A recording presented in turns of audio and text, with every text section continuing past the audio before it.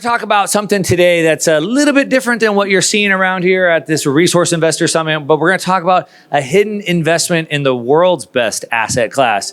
Now, there's one asset that has greatly outperformed every other asset class, so maybe some of you guys are already guessing what we're going to be talking about, or maybe you know who I am and so you know what I'm going to be talking about. We're going to talk about hidden investments in this asset class that maybe you haven't seen or haven't really thought about, so we're going to talk about that. Okay, so first, to kind of set this up, we have to understand that technology moves in about 50-year cycles. So we can see about every 50 years, there's a new technological revolution that changes a paradigm. It changes the way that we work, interact, the world works. But more importantly for us, because we're at an investor conference, it drives financial markets. It makes people really rich if you catch it really early. But it wasn't because of the individual asset. It was about the technology that was unleashed and unlocked because of the asset itself.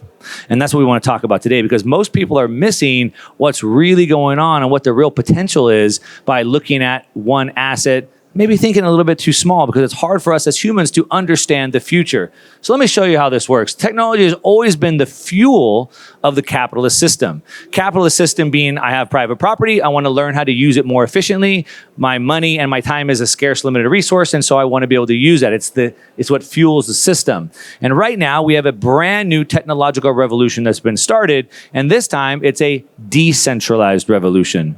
Centralization is like a pendulum that swings back and forth, and we've gone to centralization, and now the pendulum is swinging back to decentralization, and we finally have a technology that helps us unlock that. And of course, Bitcoin is that technology, but it's not just Bitcoin. Now, we can talk about it, like I said, in the world's best performing asset class, and I can cherry pick data all day long to show you why it's the best performing asset class, but we're not here to talk about Bitcoin. We're here to talk about the hidden investments in this asset class. So let's talk about that. If you think about commodities and an asset, and then you think about the industry around that. So to put this into some context, we're at a Resource Investor Summit. You guys can think about this. Oil is a commodity. The definition of a commodity being something that comes from the ground. Anybody can go get it. No matter where you get it in the world, it's fungible, and there's no common issuer.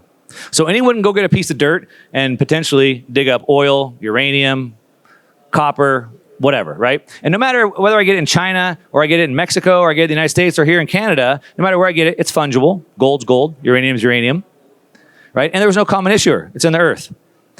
So oil is the commodity, but think about that. The oil being the commodity, but then think about the industry that was built up around oil. Think about all the opportunities that are there as entrepreneurs and as investors to make money in the oil industry. You see, Rockefeller in the oil industry, Vanderbilt, all the titans that I showed you before, didn't just make money because they bought the asset and sat on it. They made their wealth and became the richest men in the world by building up the industries around the assets. Quick break here, guys. Today's episode is brought to you by Coppernico Metals. Now, regular viewers of my channel will be familiar with the entrepreneur behind Coppernico. His name is Ivan Bebek. Now, although a young man in this business, Ivan's already created tremendous value for his shareholders in the past, namely with Caden Resources, which he sold to Agnico Eagle, and Keegan Resources, which became a mine now owned by Galiano Gold. Now, Ivan has surrounded himself with expertise from BHP, Newmont, and Barrick on his board at Coppernico Metals. Check out coppernicometals.com. Now back to the interview. So when you think about oil, sure, go buy oil. Go buy a barrel and stick it in your backyard. Buy an ETF, buy a future, whatever you want. But what about the oil pipelines? What about the tankers? What about the company that makes the sonar that goes on the ship for the oil tanker?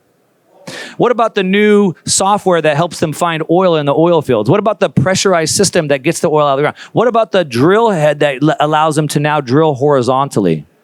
You see, there's an entire industry built around oil, not just the asset itself. And we can think about Bitcoin the exact same way.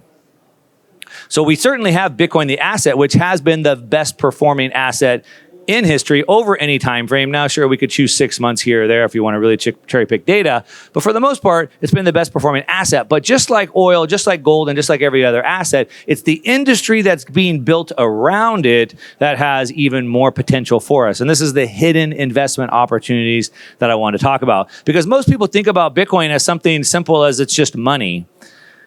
But even money itself has built the financial system, which is actually the single largest industry in the world. We'll talk about that in a second. All right, so now that we've established this, we have an asset, a commodity asset, and then we have the industry around the asset. Does that make sense so far? Can I get a yes? Something? You guys hear me? Okay. So let's break this down. How do we invest in this as investors? We're at a Resource Investor Summit or conference. So think about investing in gold or any precious metals, and you can think about investing in Bitcoin in sort of the same way. So first layer, you should certainly be holding the physical asset.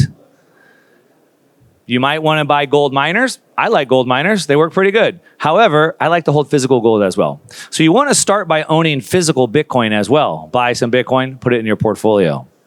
All right, that's layer one. Buy and hold the asset.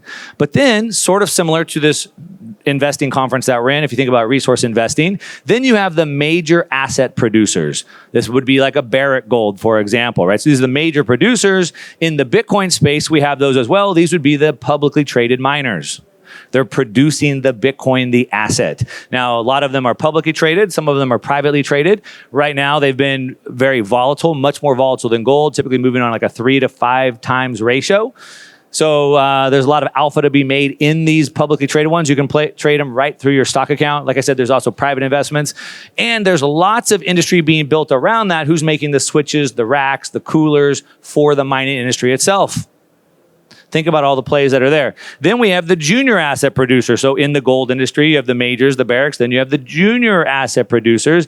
These are at a much more earlier stage, obviously higher risk, higher reward. And these would be more like the private Bitcoin miners that you could do. But as well, not just miners. Also, I would also put a lot of the payment service providers, the people that are making the apps, the switches, the servers, the warehouses, the data centers, the software, things like that. You can put them in there. And then we have like the explorers, or I would, in the Bitcoin sense, I'd call these like more like the venture stage investments. And so these are the ones that are working on new pieces of technology to fit into the Bitcoin industry, or I'd say the Bitcoin ecosystem. This is layer 2, layer 3 technologies, new custody solutions, new ways to send data or information over the Bitcoin network, new ways to use it, new types of technology, things like that. And those would be more early stage, much higher risk, and also much higher reward. So because we're at a resource investor conference, if I'm a gold investor, this is how I'm thinking about my portfolio, from holding my physical gold, some major producers, some minor producers, and a couple of explorers for some extra alpha. And if I'm thinking about my Bitcoin management as well, I would also think about the same way. Certainly, you should be holding physical Bitcoin, but you also want to be investing through the industry, because you're going to get extra alpha on top of holding the asset itself. Now, again, back to the best performing asset of all time, getting extra alpha on top of a 230% compounded annual growth rate sounds pretty good.